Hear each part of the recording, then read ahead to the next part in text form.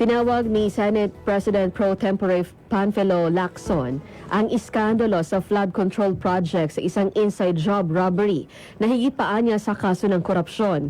Anya, chairman ng Senate Blue Ribbon Committee, nagsisiyasat sa iskandalo. Pinapakita ng lawak ng korupsyon na nagbunyag ang walang kontrol na kasakiman sa yaman ng mga sangkot dito. Lalo anya itong nakakabahala dahil mismo ang mga opisyal na pinagkakatiwalaan ng pera ng taong bayan ang nasa likod ng pandarambong, habang ang karaniwang Pilipino ay nawawalan ng hanap buhay dahil sa palpak o guni-guning proyekto. Tinukoy din ni Lacson ng Kongreso bilang original sin sa likod ng iskandalo dahil kung wala anyang insertions ng mga sakim na mambabatas ay hindi magkakaroon ng napakalaking pondong na paglalaroan ng DPWH.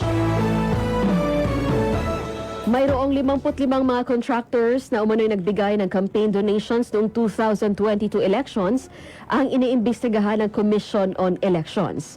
Sinabi ni COMELEC Chairman George Garcia na hiningi ng Department of Public Works and Highways ang kumpirmasyon mula sa kanilang Political and Finance Affairs Department ukol sa nasabing illegal na donasyon mula sa mga contractor.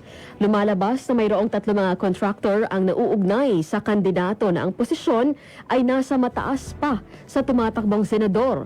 Paglilinaw nito na mayroon silang sariling isinasagawang investigasyon na hindi sila dumedepende sa pagdinig ng Senado, ganun din sa Independent Commission for Infrastructure. Inihalimbawa pa ng COMELEC Chair na dumalo ang kinatawan ni Lawrence Lobiano, ang Pangulo ng Centerways Construction and Development Incorporated, para ipaliwanag ang campaign donation kay Senator Francis Escudero noong 2022 elections.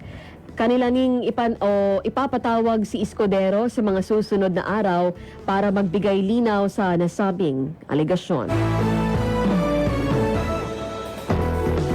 Inilabas na ng Department of Justice ang opisyal na listahan ng mga inirekomendang makasuhan ng National Bureau of Investigation.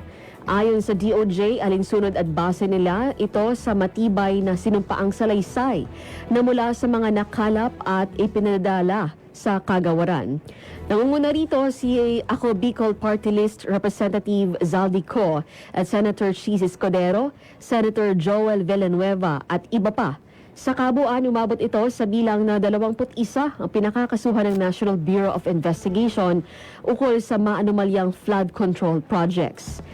Dito binigang diin ng DOJ na ang rekomendasyong ito ay nagpapakita na walang sisinuhin o no one is above the law.